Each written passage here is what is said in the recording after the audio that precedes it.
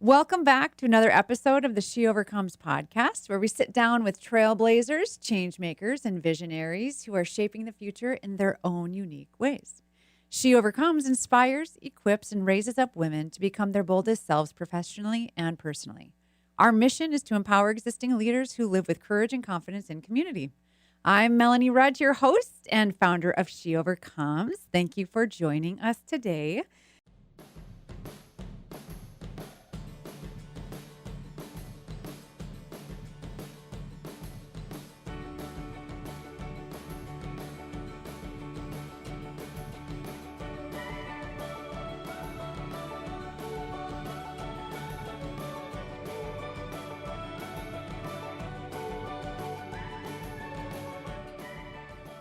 Today, I'm so excited to introduce you to someone whose story is filled with bold moves, heartfelt leadership, and a true passion for creating environments where others can thrive. Sarah West, thank you for being here. Yes, thank you for having me. Of course, yeah. So I'm gonna I like to read the bio because I like to get it just right. Yeah. And so Sarah, a CFO gone rogue, her words, not mine, who has spent over 2 decades in the accounting and finance world. But Sarah's far from just a numbers person. She's an entrepreneur, a business consultant, a nonprofit founder, and above all, a compassionate leader. In 2019, Sarah took a bold leap, stepping away from the traditional corporate path to found Light Consulting, a firm that provides fractional CFO services, executive coaching, and strategic planning. Since then, Sarah has expanded her reach, partnering in 2 additional businesses, investing in real estate, and launching Faith Forward, a nonprofit that's close to her heart. Not to mention, she's also an active board member for multiple nonprofit organizations, always leading with compassion and integrity, qualities, she says, that are inspired by Jesus. Sarah, and you currently live in Ulen. We were talking about that just before with your husband and 3 kids, and we're going to dive into your journey. You have such an interesting journty. Yeah, it's been a ride for sure. It's been a ride. That's amazing. I didn't even put the good stuff in there. Well, good. So tell me more about that, just about your leap from traditional business and in like the corporate world and how you decided to launch into what you're doing now. Like that is very bold of you to take such a big leap. Like how did you step into that? Yeah. So at the time, I was the CFO of a construction and real estate organization who I'm very fond of. I get to see the owner of that once in a while, and it feels like dad, almost Yeah. like I love like that. another dad, and learned so much there. And what ended up kind of being there was a couple turning points. One was I was pregnant with my now 6-year-old Trigby, and Kylie, my daughter, was 10 at the time. So it was less about Trigby and more about Kylie's going to be out of the house in 8 years. Right. Yeah. And one thing that I've learned as I've discovered who I really am and how God wired me is I am a full asser. And what that means for those who've never heard it is I'm not a half asser, which means I'm all into the things that I'm doing. And I was doing that for the organization that I was working for, being all in, giving my time and my energy and all of that stuff. And that wasn't asked of me. That was just the way that I am hardwired. Yeah. So when I was thinking about what is next in my life, do I want to stay here and full acid here? Right. Or do I want to full acid that. there with another organization? Yeah. Or what do I want to do? What I landed on is God's given me a unique gift of being able to understand financials and numbers and the complexity of that piece of the business world. But he also has given me relational skills that allow me to connect. Yeah. And that's where light comes from, is because we want to make business light. Yeah. Money is heavy and emotional. And so we can help navigate that awfully complex system, whether it's your taxes or financing or even just how to read a P&L and balance sheet. We can help you with that, make that light. And on the relational side, that's where that gift really comes in, is because, we can do your financials and just send them to you on a monthly basis, but that's not what we do. We force you to sit down. We force you to have a conversation about how are you doing? Because how often does a business owner get asked from their accountant, how are you doing? It doesn't happen. So we differentiate a little bit in that way. Oh, I just love that so much. So how did you You had said the way that God has wired you. How did you discover that? Like, what was that journey of recognizing this is who I am and this is what I want to do? Because I think a lot of people maybe sometimes struggle with purpose or understanding, like, this is what I bring to the table. And now here's how I'm going to execute that. It's like they know a little bit, but not enough to create a life plan. How did you get there? Oh, goodness. That's where I say, like, we left out the good stuff. Yeah. I would say, it took about 30 some years for me to figure that out. And I talk about this life journey with my 16-year-old and with her friends about NITs that she can't date till she's 30 or certainly get married till she's 30 because we go through this life cycle of in school, we're trying to fit in a box and what society is telling us we should be, what our parents are telling us we should be, what social media is telling us we should be. We go through that in our teens and as youth, and then we get out of our parents' protection or whatever, and whether we go gangbusters and experience everything, or we're trying to find in our 20s who we were supposed to be, and we have to undo the conformity that we experienced in our youth. So that is an interesting journey, and part of that journey for me and for my family was Chad and I got married when I was 22. We just did it because it's the next thing you should do, right? And Kylie showed up 8 months later. And here I am, this businesswoman who like has big dreams. Like I've even found like with the things I was going to do by the time I'm 40, which is next month. I got, 30 days to get some work done. So that's fun. And so, but becoming a mom was like, oh, now I have to raise a human and do all of these things because I wasn't about to let go of that. And what I found is that I lost myself in that. I ended up making a mistake and ended up getting divorced. And Chad and I were divorced for about 3 years. And we were on our own. Well, we had Kylie, so we had to come back together every other weekend. On our own, trying to discover what do we actually want out of life? Who are we actually as human beings? And then in helping a friend through a similar situation, one of the things that I shared with her is the thing I regret the most is that I didn't try. I made my mistake and I didn't think that he would forgive me, so I just left. And her comment back to me is, well, you still can. And that was life-changing moment of, you're right. And so Chad and I had a conversation.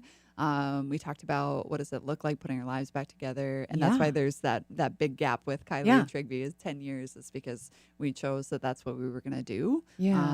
But so in that, holy moly, I made a mistake that I would never do. And then you like, why did I do that? What led up to that decision point? And what was all the things? And now that I'm on the other side of it, it's so much clearer. So one of the things that we walk people through in our organization, or if I'm coaching a person, is how God hardwired you. So what are your personality traits? So we'll talk about the Enneagram 2. I'm a 2 with a 3 wing. I'm an ESFJ. My top strengths are all in relationship, even though I'm an accountant. So that's why I say CFO gone rogue, because let's be honest, you don't actually want me doing the detail stuff. That's what my team is for. And oh my gosh. So there's that, how you're hardwired. And then there's your experience. So what are the skills that you've acquired with your time here on Earth? And then the other piece of that is what the world demands of you. Now, not what the world needs, because the world needs a lot of things that it's not willing to pay for. So that's why I changed that word from needs to demands. And then when those three intersect, that's what you should be doing. And Marcus Buckingham talks about finding your weird, WYRD. And it's really those red threads, those things that are natural for you. And if you can do a chunk of those in your day, there's a study that says if you do 20% of your day is filled with red threads or things that you love, the law of diminishing returns would say that you don't need more than that to be satisfied. So when we think about like, who do we want on our team? What is their God-given traits, like who they are hardwired to be? What is their experience? And then what does the world demand? It's why we say Light Consulting is fractional CFO, even though we could say it's an accounting firm. Because technically what we're doing is the same as an accounting firm. Right. But the way we do it is we're delivering it differently. Yeah. And to fit into that weird, if Yeah. you will, and really amplifying and offering something a little bit different to the market. Right. That's amazing. It's been fun to figure it out. Fun. I would say my husband has not think it's been fun. He doesn't use the word fun. I know the end result, and I really believe that God's always working for our good. So even in the crap, right, I'm like, okay, this is fine. He's trying to teach me, or I should be learning something here, right, rather than looking at it as like I'm bad or I suck or all those things. Yep. I mean, I understand that I do make mistakes because I'm human. Yeah. And we're all going to do that, and that's okay. Yeah. It's not okay if I don't learn from these things and change the behavior so that I don't want to repeat the same things. Right. And yeah. Trust me, I have to repeat some of the lessons. Yeah. Mm-hmm. Well, same. Right. Same. And I actually just like kind of, in a sense, kind of want to camp out for a second because I love the way in which you talk about your failures and mistakes. And there's such grace in that. Mm-hmm. And I think sometimes a lot of people, a lot of listeners, myself included, I look at those mistakes and I have made the mistake of allowing those things to define me at seasons in my life. And so it was, like you said, that unlearning of like, actually, that's what I did. That was wrong. That was what I did. And I learned from that. And now as a result of that, here's the path I'm on. And I think a lot of times people get stuck maybe hiding the mistake or trying to pretend nothing ever happened, as opposed to learning, embracing, and then saying, how can we move forward? Yeah. Like, I just love your process so much. It's so beautiful. Yeah. Yeah. And I actually find when I do share and I'm bold in that, that what I'm doing is I'm inviting people to connect with me. And they probably are giving, the story, the experience that they've had for the last 30, 40 years or whatever it is. Yeah. And giving them a little bit more confidence that, I made mistakes too. And that doesn't make me a bad person. That was a bad choice, but that doesn't make me a bad person. And I can get through that. Right. So you had kind of talked about that with your husband. How do you, when you make mistakes now, how do you clean up that mess? Like, what does that look like? Because I don't know if you're familiar with Danny Silk, but he writes about how you can say you're sorry, and that's great, and we do, know. But then after a mistake or after something, it's kind of like walking into a room and kicking over a bucket of paint. Well, who got paint on them? You know? And so he's like, you have to say, sorry, I kicked over your paint. And now you have to clean up your mess. And I think that's the hard part. I mean, for me, that's the hard part is cleaning up my messes. And I went through divorce similarly. And realizing for a long time, I thought my ex was the one with the paint bucket. And then I realized, like, I got a little paint on me. Yes. And so it was that process. It was a long process in my circumstance. And I've had plenty of other messes I've had to clean up. But like, what does that look like for you when you say that process of like forgiving and then learning and making a new choice? Like, what does that look like for you? Yeah. And I would, it's definitely not washable paint. Yeah. It's maybe more like grease. Right. Like that's actually not coming out. Right. Yeah. One is acknowledging that. Right. Like, and that it's going to be a scar. That it doesn't have to be an open wound. Right. That doesn't go away. It's going to be there forever because we can't undo those things, right? We can't undo that hurt, and this becomes a part of our story. So not putting the pressure of like, I'm trying to scrub this paint out and I can't get it out. Right. Because you're not going to be able to, I don't have a time machine. If you have one, I need it for like, a couple months ago. But it's like acknowledging that I can't get that out. All I can do is I can make the different choices going forward. Yeah. And one thing that I've acknowledged about myself in both my business and in my personal relationships is there's a lot of times I need to protect me from me. Yeah. Oh, felt. Same. Yeah. Yes. So that's why I invite people into my crap. Yeah. Is because I'm like, so I did this. Yeah. And I shouldn't do that. And I shouldn't do that again. So we're going to put together a system to prevent Sarah from Sarah. So like on the business side, I have a leadership team. So I can't say yes to proposals. Yes. I can't Oh, say yes to a lot of things Yep. that I naturally would just yeah. jump into without bringing it to them. And oh my goodness, Melanie, Yeah. that has been a game changer for like Oh, Sarah, yes. because I run at a fast pace. Yeah. Yeah. me And too. something that I realized in a simulation that Allegro Group put me through is like, oh yeah, but I also forget to bring people along with me. Yeah, And wow. yeah, I can go do all these things, but if I don't have anybody with me, what is Right. it for? Right. So that's one thing on the business side Yes. is putting the leadership team, and I am ultra transparent with them. Like Yeah. they know more crap about me. They know whether I Yeah. have my period or not, Right, right? yeah. Because Which is great. Sarah's going off the handle. Hopefully she's got her We period are or whatever. currently in the follicular Yeah, cycle. yes, exactly. But it makes sense, right? Like she normally doesn't cry over this stuff. Let's give her some grace here. And that's one of Yeah. our core values. So Yeah. part of that. So creating those systems around that.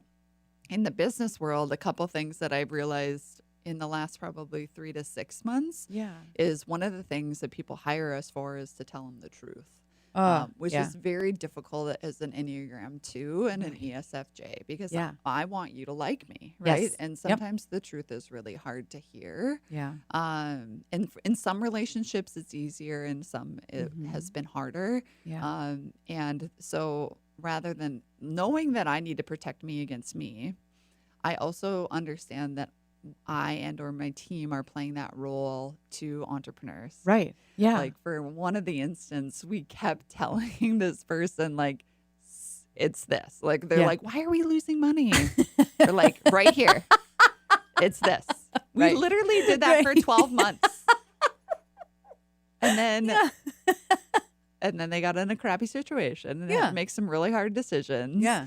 And weird, they stopped that. Right. It's this. Yes. Right here. Yes. And what we shook our hands on and hugged Yeah. it out Yeah. is that person, I need to be bolder in the Yes. way that I Yeah. say it. Yeah.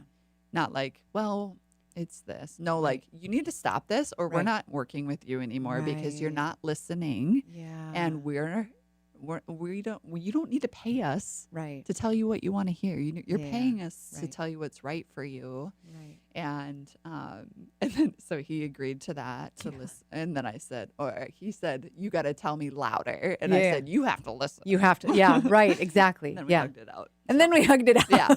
So we'll see next time that I have something he doesn't want to hear. We'll see. Oh my gosh. Can I put you in my pocket? I want to bring you everywhere I go. Yeah, the tell amazing. you know what you don't want to hear. Yes, yeah, Just slap no. the food out Yeah. of your hand. Yeah, It's I need yeah, one of no, those it's true. I have we're running we're doing a conference next March, and I have this team around me, and they're a bunch of more like I'm the big vision. Like I think I'm like like I'm big vision. I like here's where we're going. 10 years, this is what it's going to look like, and they're like right now with what we have. Where shall we put this person seated here? I mean, it's like so detailed. And I tell them, and I'm like, you have to just tell me no. I am not afraid to hear no. Yeah. I need that because I have 700 ideas. 3 are what we should focus on this year. Yes. Maybe 5. Yeah, you know? exactly. So like, Yeah. oh gosh, I love that. So like, okay, as a business person, you have multiple, I mean, like you're doing a lot. Mm-hmm. How are you doing all of that? Because you've started multiple businesses, you're in real estate, Yep. and then you have the nonprofit, and you're serving on boards, and you're a mom and a wife. Yep. Do you sleep? Like that is one thing I will not sacrifice this sleep. good for you. Good. Yeah. So I go to bed Yeah. when Trigby goes to bed about 8:30 and Yes. wake up Yes, about and amen. 5:30. Yes. Yeah. Yes, I love Mhm. sleep. Yeah. Yes. You actually Have to that's- have it. Yeah. Yeah. It's pretty important to the process. I would say that I am doing average right now. Okay. Yeah. So that's fine. Yeah. I would Yeah. say that when I am in my zone of genius and really killing Yeah. it, there's 3 things. One, I have a powerful God that can do Yeah. all things, right? Yes. Yeah. The second would be I have the most incredible people around me, like Yeah. Faith Forward, Yeah. Drew Santis. Yeah. Here's yeah. a vision. You go run with it. Right. And she's killing it. Good. Like Oh, it's wow. so Yeah. Yeah. fun to see like when Drew came to our organization, we had a part-time accounting coordinator opening. Yeah. She had a little bit of marketing background, and she just got done playing professional basketball in Germany. Yeah. Yeah. So, I mean, if you want to do accounting, you can. Right. Oh my gosh. It's so funny, like, to think of that progression. And it's been 3.5, or it'll be 4 years in April. And she's basically running that. Good. So the fun thing about the people that I surround myself with is they get me. Yeah. They give me grace. They challenge me if my ideas are crazy. Yeah. But they don't stifle me either. Right. So they run with the things. And because we do this weird thing, we can identify people's strengths and put them in positions where they can amplify those and just kill it and knock it out of the park. So leveraging relationships. So whether it's, Drew and Carrie and Bryce on my leadership team, they're incredible. But even outside of that piece of it is I leverage relationships all over. So if And my team also teases, like, you don't want to piss Sarah off because she'll just call the president. Not like the president of the United States, but like the president of the bank if you're not giving me what I need. The president of the company if you're being a turkey. I don't know. Yeah. I'll just call the president. But how I end up knowing the president is because probably about 10. It was after 35 under 35 which I went through in 11. So it's been between 10 and 13 years ago. I did this thing where I took these 7 Maxwell questions and just asked people of influence in the community out for coffee and said, hey, can I ask you some questions? I want to learn from you. And they were like, how has failure shaped your life? What are you reading that I should read? Or who do you know that I should know? And there's 7 questions. And what that did is that really, one, it catapulted my confidence that I can hang out with EVPs and all these people, and that they actually feel encouraged by me. Yeah. Which was really kind of a cool thing. But also it gave me, so that started relationships. So some of those were like a one and done. Like we didn't have a deeper connection. Some of them I have their cell phone numbers. And as I'm driving down the road and the CEO now runs a $1 billion organization, I'll be like, hey. Yeah. See your trucks. Looks like you got the deal done or whatever. Yeah. And being connected in that way. But it's true connections too. It's not, I don't do it for the outcome of someday I might need something from this person. I really want to learn from them. And the beautiful thing about humans is that people want to share. Right. They want to share their knowledge and what they learned. And we just have to create an experience where they can feel safe to do that. Wow. And you've done that really, really well, it sounds like. Oh, I love it so much. So over the last 5 years, you have done so much. What are your biggest moments? What are your proudest moments, personally and professionally? What are the things that you're like, this is part of my legacy? Yeah. Personally, I would say my kids are, and, staying married is like, woo! Doing it. That is the hardest thing I will ever do. And it's so worth it. Yeah, it's so worth it. Again, it's the hardest thing. Yeah. But raising humans, like you get, that's not always easy either. But my 100%, my proudest moment is my 16-year-old daughter. And the way that she interacts with her friends, which are also 16-year-old girls. And the way she coaches them, the way she introduces scripture when necessary, or applicable. It is beautiful. It is beautiful to watch her do that. And part of the reason that she is equipped to do that is because she has to ride in the car with me when I'm coaching people off the edge of, hey, you're not, that was the choice in your business that you made, and that's okay. And we're going to get through it. And this is how we're going to do it. And giving them that confidence and stuff. So from a personal side, Kylie and the way she interacts with humans is for sure it. On the business side, I wrote down one in preparation, but I want to throw. Well, can I just throw? You can do whatever you want. Okay. No, you do whatever we want. I got the mic, so there we go. So my team at Light is incredible. I would say that besides from a sales perspective, like going out and getting customer relationships and my brand in the market, they do so much. Right. And Yeah. what I think the differentiator there between my style and what I see other styles to be, and not that everybody's like this, right? Yeah. Is I'm just like, here, Yeah. I trust you Mm-hmm. so much. And if you screw up, that's okay. Right. Yeah. And Wow. and actually, we've had to do unwiring. Yeah. Because when Yeah. you come from a micromanaged type organization or relationship, they're like, and I'm Yeah. like, stop asking me. Just Yeah. do it. Just yeah. Yeah. So that's been incredible. So we just had our offsite a couple weeks ago, and to watch those 14 people be completely vulnerable and Yeah. transparent and laugh and cry and do all the Mhm. things, like, that's magic. Wow. That's magic. Yeah. Watching Melissa Marshall run the Dale Carnegie, Yeah. that is also magic. Yeah. She's magic. Oh, she is magic. I love her. I know. Yeah. She's yeah. so great. And I'm sure Melissa would be okay with me sharing this story. Yeah. So we worked together at Roars, Yeah. and she went away to a week retreat where it's just like self-discovery and all that Yeah. stuff. And I've told her this. I don't know that she remembered it before I told her a couple months ago about this. Afterwards, we went out to lunch and we were driving back to the office, and she looks at me with tears in her eyes, and she said, I finally see myself for the person that you see me as. Oh my gosh. I love that. That Yeah. is so beautiful, Mhm. actually. Yeah. Mhm. Oh, that's so And good. that was a moment where she Right. was there. Yeah. And just like I Yeah. need reminding that we are uniquely and beautifully made, she Mhm. needs that reminder too. And she is on fire. So Yeah. love that. That's a Oh, proud yeah. mom moment, even though Yeah. I'm not her mom by any means. Yeah, no, yeah. But just love her so much. And then the other one is a futuristic one Yes, yeah. on November 7th is Faith Yeah. Forward. And I already have it pictured that be standing in the front of Hope South, where Yeah. hundreds of people are going to be gathered to learn and experience business with a faith component. Yeah. And I know that the world is hungry for this. Mm-hmm. And I am so excited for people to just let their guard down. And Yeah.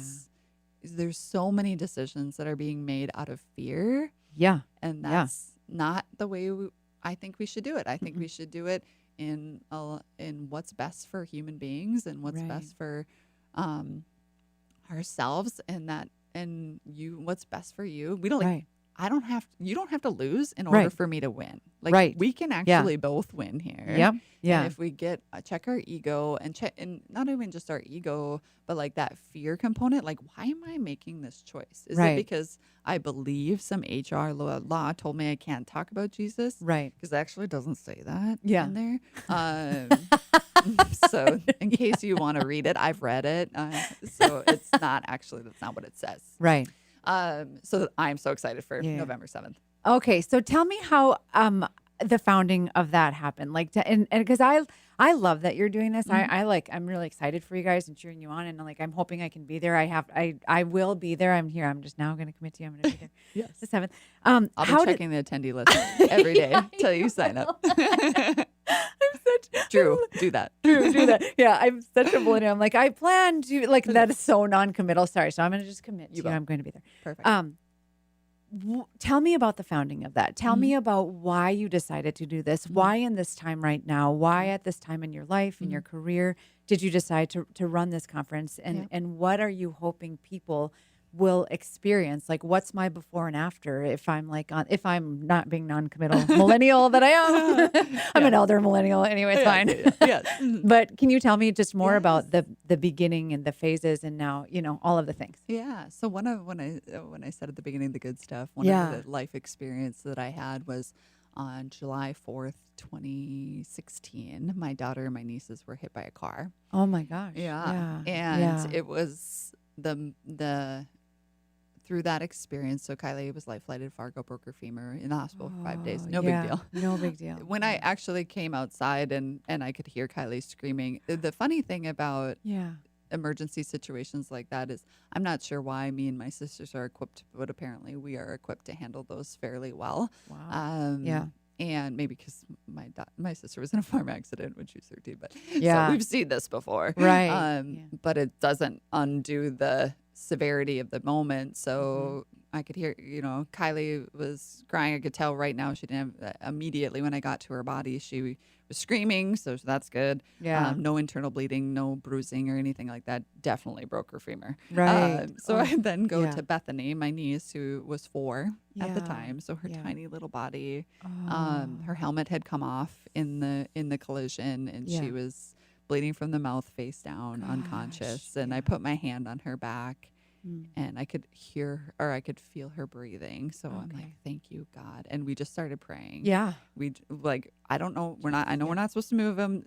God had placed a doctor just 2 cabins down from where the accident happened. So he was there within short order, and a nurse came and all the things, like people who were just at the lake, not the medical staff obviously came eventually, but it's through that experience in Beth's recovery. So she was at Gillette in St. Paul for 8 weeks. Yeah. There was a lot of negotiating with God, and a lot of like, hey, we want this for your glory. Right. Yeah. And so many people have come to you in her name. Yeah. Please use this for your glory.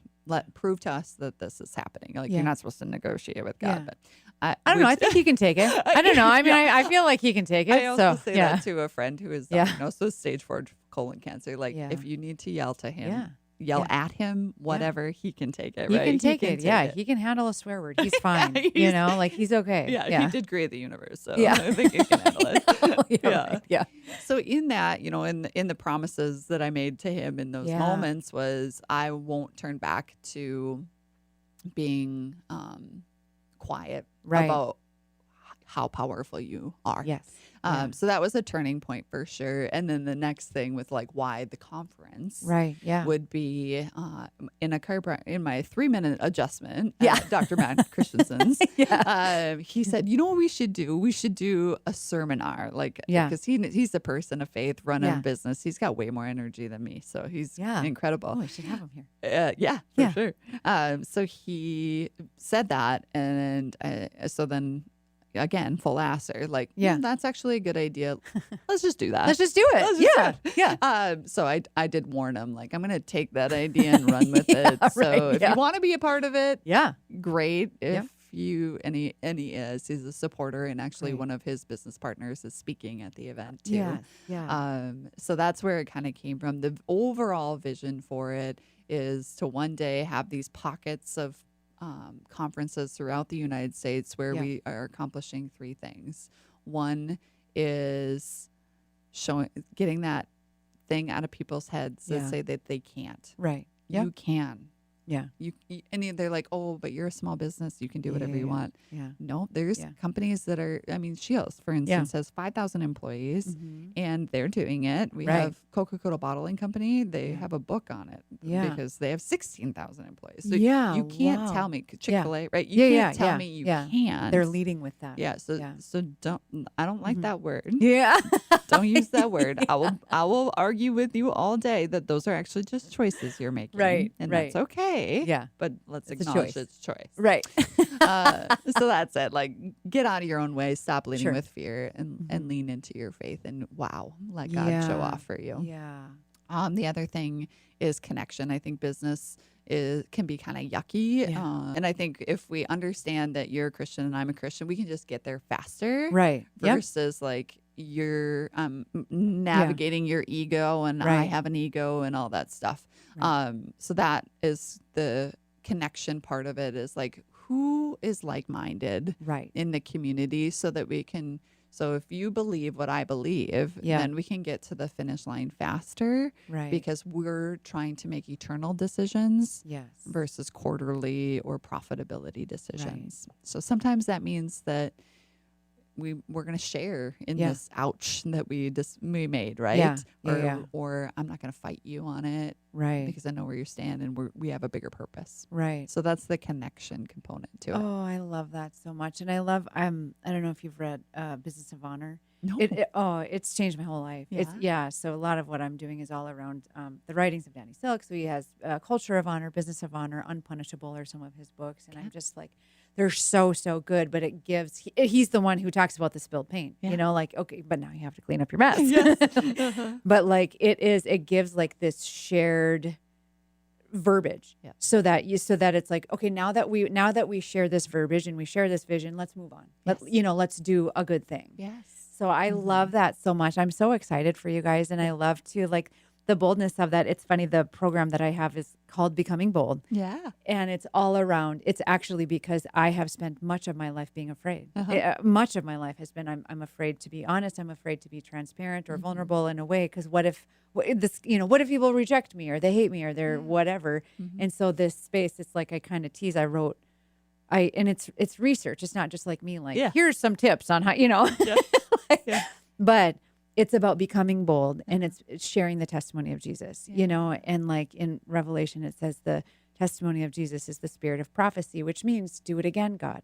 And so if someone can take from my mistakes and take from what God has done in my life and they can say, well, he did it for her, why not me? Yes. That's actually the whole gospel. That is the beauty of it. And so how can we become bold? And not everyone, of course, who like joins the program or whatever. They're all different alignments as far as their faith journey. And it's not, but all of that to say, I love that. I love the congruence in it. And because I think that there is this, sometimes we feel like we have to put on, this is my Christian hat or this is my church hat. This is how I behave in these spaces. But there's such integrity in the congruence of behavior in business, in life, in your home. And so I just really like respect and value that a ton, And so, yay, I can't wait. Everyone, you should go November 7th. Yes, for sure. It's a 2-day event, right? It's a day and a half. Oh, it's a day and a half. Okay. It's Friday and like deer hunting or something is going on. So and it's right after the election. So we're gonna need some light. We're gonna need some right? We're gonna need to come together and be like, this is a 4-year decision. It's not an eternal one. Right. Oh, regardless. Right. Yeah. So you had mentioned about your Enneagram style. You're a 2-wing 3. Yeah. How has that impacted your leadership? How has that, and how do you, as a helper, how do you protect Sarah? Yeah. Well, one is not making decisions on my own because I would just help everybody and do it all. We wouldn't make any money. Right. So that's part I would like for you to join my personal board, Sarah. I'd like you to know that you are now on my personal board of life. Okay, please continue. Yes. Enthusiast with a helper. It's scary. I think that when I discovered what the Enneagram was and reading through the description of a 2, I remember it very distinctly because we were at the Rise Business Conference that Rachel Hollis put on many years ago. Yeah. And it was so good. That conference was so well done, but she talked about her Enneagram. And then we were in a hotel room that night checking it out. And when I read some of the downfalls of the 2, at that time, Chad and I weren't back together yet. But it made so much sense as to why I pushed him away. Yeah. And as a 2, we are not good at asking for help. We are not good at admitting that we need help. And that is not a good way to have a relationship with someone. It's like, I got it. Don't worry. Yeah. And I'm not even going to tell you. Right. Yeah. I'm not going to tell you what's actually going on inside of me. I'm just going to. I'm mad at you for all these reasons you don't know because I have not shared. I actually share this. There is a very distinct moment where Chad came home, and this is pre-divorce. And I just said, I was crying, which is very unlike me. Yeah. And I said, I'm so sad. And so now when we got back together, I'm like, you didn't know that one time? And he's like, no. And I'm like, oh, okay. apparently I need to tell you more than once. So then I get to take that lesson into it. So the two, that's scary. And then like Carrie on my team, who's what I call my duplicate, because personality wise, she's really similar. Yeah.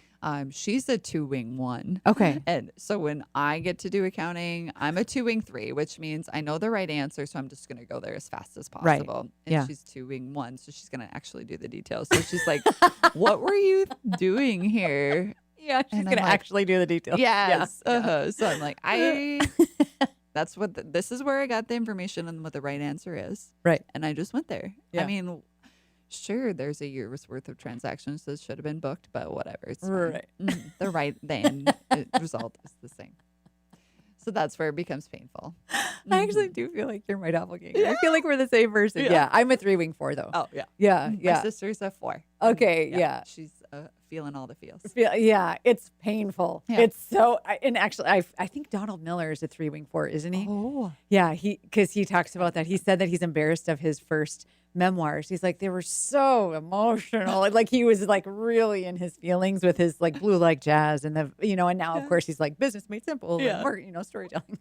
But he's like, he talks about the journey of like coming out of his 4-ness into his 3-ness, which is like kind of like the lane that he's in now. Yeah. And I'm like, same, Donald, same. Yes. We're BFFs, Donald. Yeah. I know. So I'm going to go to your marriage with Chad. Yeah.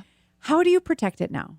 So like it was broken before and then you repaired it. And so is there something you do to protect that now? Because you protect yourself at work and you know what I mean? Yep.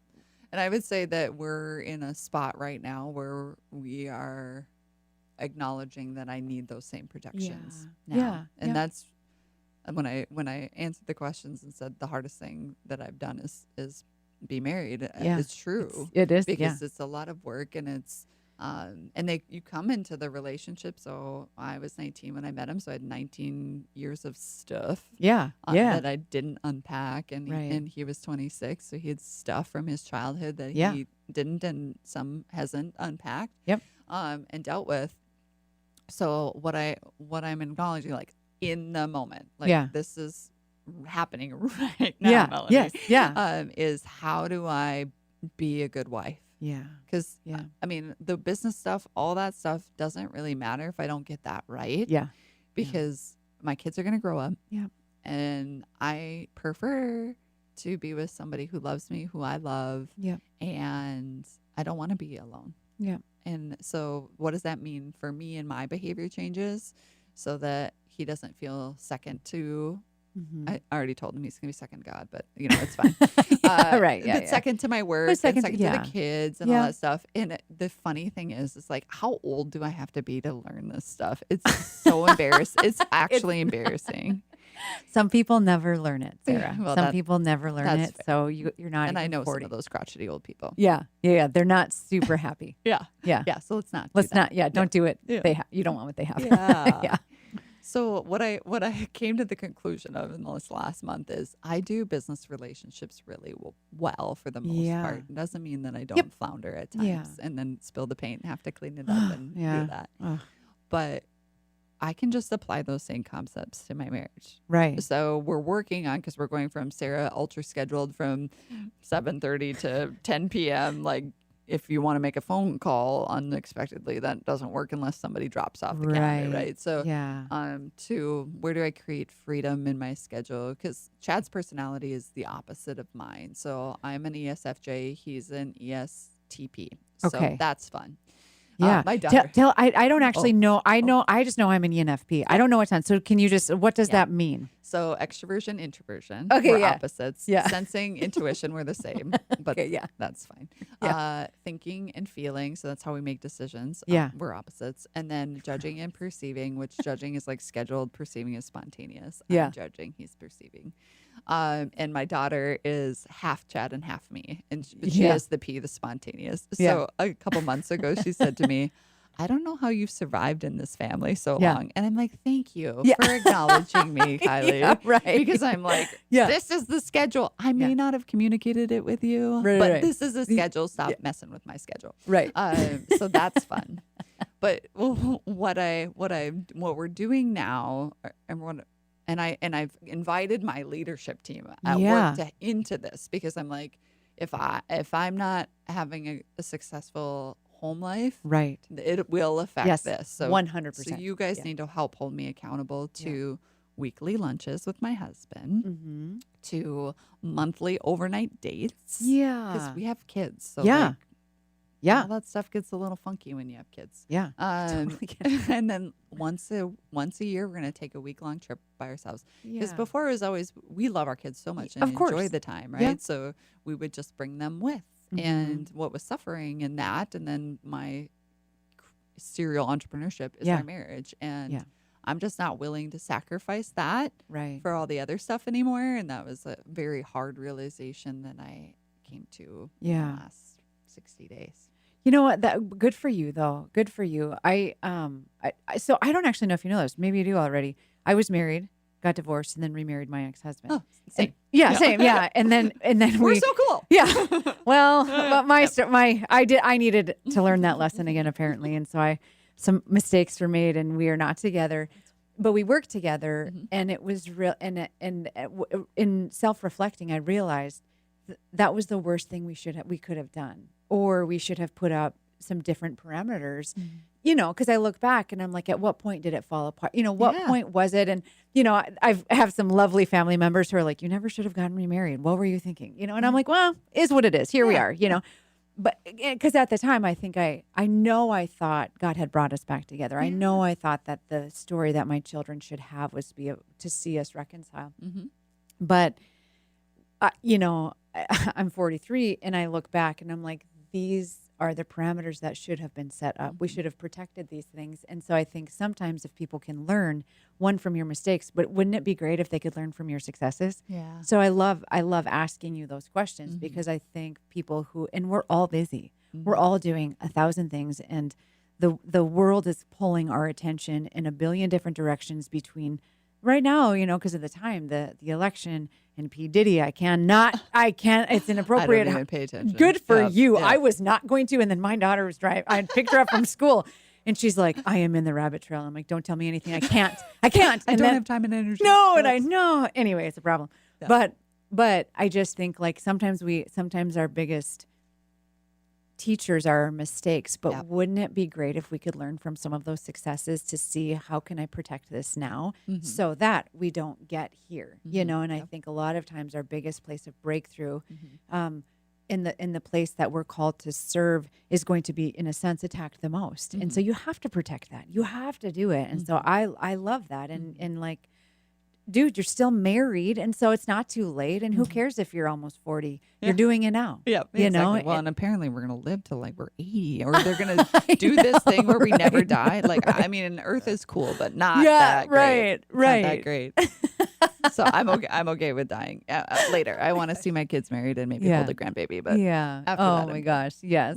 Well, okay. So I did ask you what are your favorite quotes? I'm a words person, so I love hearing. And you had said the man in the arena, and Mother Teresa's quote, "Do it anyway." Why? Yeah. Why? Tell me why. I mean, I feel like I kind of know why, but like you tell me your why. Both of them are framed around. So "Do it anyway" is framed around people are going to criticize you and do all the things, right? And you should do it anyway. Like it's not about them. And the last part of that is whatever, I don't remember it is, but it was never between you and them anyway. Right. Because it's between me and God. Right. So he knows and sees all my scars and all my achievements, and he loves me so incredibly much. Like that's who I'm serving. Right. It's not Melanie, it's not Chad, it's not Kylie. I mean, I serve those people too. Right. But when they have their own stuff, and it's between me and God. So then he's the one I have to answer to at the end of the day. Right. So that's really powerful. And the man in the arena is somewhat similar, right? Yeah. So it says it's not the critic that counts. It's the man or woman in the arena that is blood, stain, tears, sweat, putting in the effort to do the things. And one of my pet peeves is the victim mentality and to say I have this happen to me versus what if this is happening for you? Right. What if this is your test? What if it was the things, and I was super judgmental in my early 20s, and then I got divorced. Yay. Yeah. There's like right. here's your, what do they say? Whatever. Like, karma, basically. Yeah. Well, whatever. Yeah. And what I think is great about that is like, I needed that to stop me from being that person who did that. And I take it as a victory, as like I might spout off a statement and not be loving like Jesus in moments. Yeah. But at the end of the day, like, I'm not judging you for anything that you've done. Like, I'm not in your shoes. I haven't been in your brain since birth. Right. I don't know what happened in your childhood that made you make these choices, even when the worst of the worst things, and people are like, that person should be put away in prison, or they should be whatever, punished in these ways. If I am in a room where I'm not going to get slapped, I'll say, you don't know what happened to that person throughout their life. Like, if they're somebody in The Shack, the movie, oh my gosh, the perspective that offers, and like, what they did wasn't right. But neither was what happened to them when they were growing up, or those type of things. Like, we don't know the whole story. And I saw this on Instagram, and it just resonates so well that God can love us the amount that he does, which is like 10x what we love our kids, if you want to put it in like reality. Right. It's crazy. It's stupid, crazy love. Yeah. Because he knows the whole story. So when we make crappy decisions, or choices, he just wants to hold us.